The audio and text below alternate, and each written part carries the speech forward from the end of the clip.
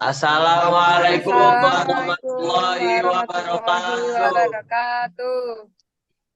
Kami dari kelompok 3 akan memaparkan materi mengenai tim pengendali inflasi daerah yang dibimbing oleh Ibu Arina Romarina.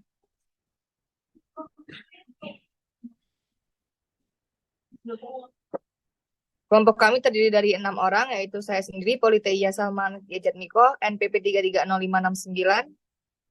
Saya sendiri, Robeza Pratiwi, NPP 330187. Saya Exclasia Febe Cinta Firna Baban, NPP 330355. Saya Muhammad Rifki Fadila, NPP 33.0299. Saya Muhammad Hafisan Yuda, NPP 33.0599. Saya Abid Karus Mote, NPP 33.1110.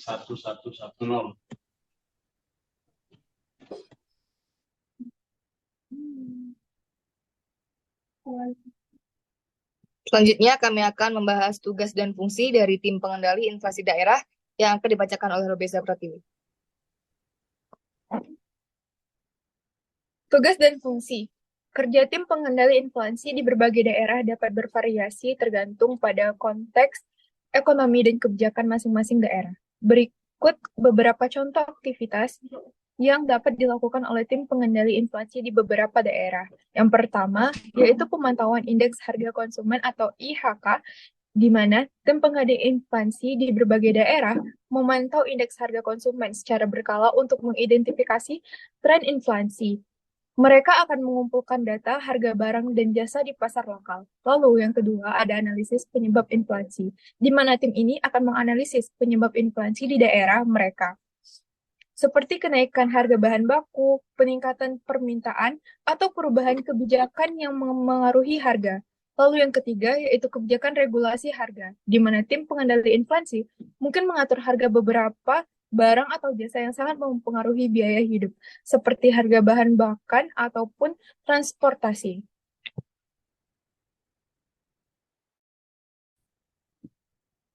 Slide selanjutnya. Selanjutnya akan dibacakan oleh Muhammad Rifki Fadila. Tugas yang keempat adalah komunikasi publik.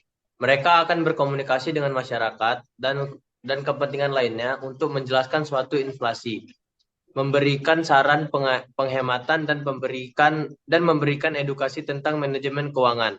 Kerjasama dengan bank. Yang kelima adalah kerjasama dengan bank sentral. Tim pengendali inflasi biasanya berkolaborasi dengan bank sentral untuk mendapatkan informasi dan bantuan dalam mengendalikan inflasi. Yang keenam adalah memberikan masukan kebijakan. Tim ini dapat memberikan masukan kepada pemerintah daerah tentang kebijakan yang harus diambil untuk mengatasi inflasi, termasuk perubahan dalam anggaran atau kebijakan fiskal. Yang ketujuh adalah pengawasan pasokan dan distribusi. Mereka dapat memantau pasokan dan distribusi barang untuk memastikan tidak terjadi gangguan yang dapat memicu inflasi.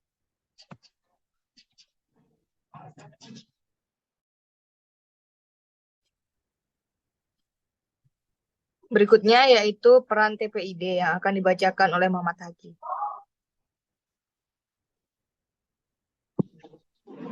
Peran TPID atau Tim Pengendali Inflasi Daerah adalah sebuah lembaga yang bertugas mengawasi, mengendalikan, dan mengelola isu inflasi di tingkat daerah atau regional. Peran mereka meliputi 1. Pemantauan inflasi. Tim ini memantau indeks harga konsumen dan perilaku harga daerah mereka untuk mengidentifikasi tren inflasi dan potensi masalah harga. Yang kedua, analisis faktor penyebab inflasi.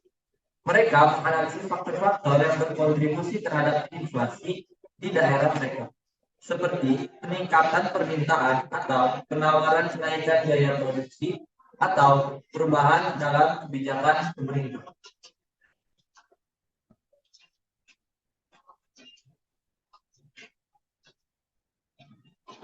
Peran yang ketiga adalah kebijakan pengendalian inflasi.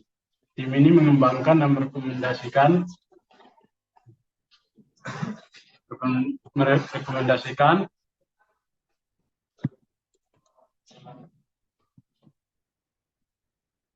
kebijakan untuk mengendalikan inflasi di daerah mereka seperti mengatur harga, mengelola pasokan, atau memonitor biaya hidup.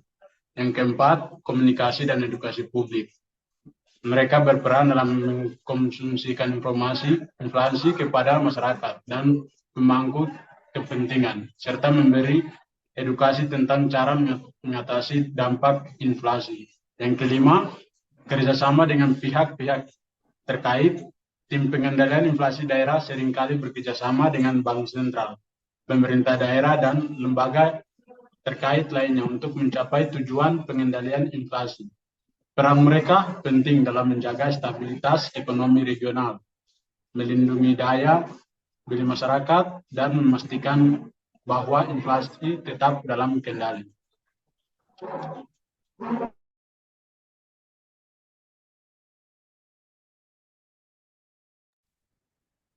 Baik, selanjutnya itu ada contoh inflasi. Inflasi harga properti, harga rumah dan properti komersial di suatu daerah meningkat secara signifikan dalam beberapa tahun terakhir di Indonesia. Contoh yang kedua itu inflasi bahan pangan. Harga makanan pokok seperti beras, gula, atau sayuran mengalami kenaikan yang signifikan di pasar lokal. Yang ketiga itu inflasi transportasi. Biaya transportasi seperti tiket bis atau tarif taksi meningkat secara berkelanjutan.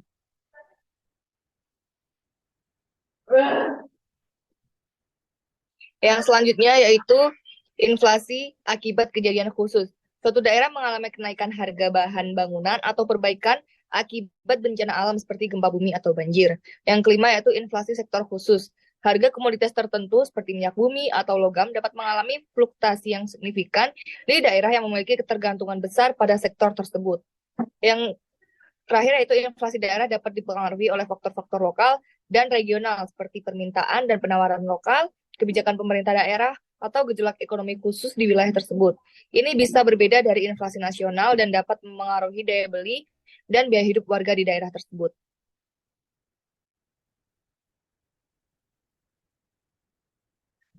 Selanjutnya ada data inflasi yang akan dibacakan oleh Excelsia VB. Menurut laporan Badan Pusat Statistik atau BPS, Indonesia mengalami inflasi tahunan 4% pada Mei 2023. Lajunya terus melambat sejak Maret 2023, sekaligus menjadi inflasi terendah sejak awal tahun ini. BPS mencatat, komoditas yang memiliki andil besar terhadap inflasi tahunan pada Mei 2023 adalah beras, telur ayam ras, bawang putih, air kemasan, rokok putih, rokok kretek filter, rokok kretek, tarif listrik, sewa rumah, bahan bakar rumah tangga, kontrak rumah, dan upah asisten rumah tangga.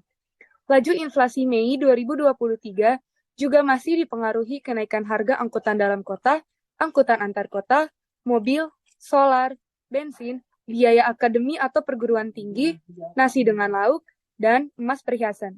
Sementara, komoditas yang menyumbang deflasi atau penurunan harga tahunan pada Mei 2023 adalah daging ayam ras, daging sapi, cabai merah, cabai rawit, minyak goreng, dan telepon seluler.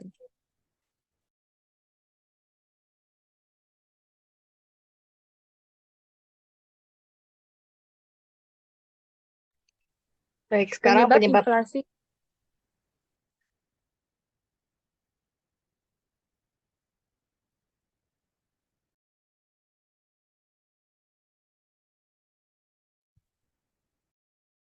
Inflasi di Indonesia. Kenaikan biaya faktor produksi yang menjadi penyebab inflasi di Indonesia biasanya diakibatkan oleh beberapa hal. Yang pertama adalah turunnya nilai tukar mata uang dalam negeri dengan mata uang asing atau depresiasi. Kenaikan nilai tukar mata uang juga menyebabkan bahan baku atau barang dari luar negeri menjadi semakin mahal. Yang kedua, inflasi di luar negeri, khususnya negara partner dagang menyebabkan barang dan produk dari luar negeri juga semakin mahal. Ketiga, ketidakseimbangan antara jumlah tenaga kerja dan permintaan barang produksi membuat pemerintah akan menaikkan harga produksi. Salah satu cara menaikkan harga produksi adalah dengan menaikkan upah atau gaji karyawan, serta merekrut karyawan baru dengan tawaran gaji atau upah yang lebih tinggi. Kebijakan yang seperti ini menyebabkan biaya produksi meningkat, sehingga harga barang produksi juga menjadi naik.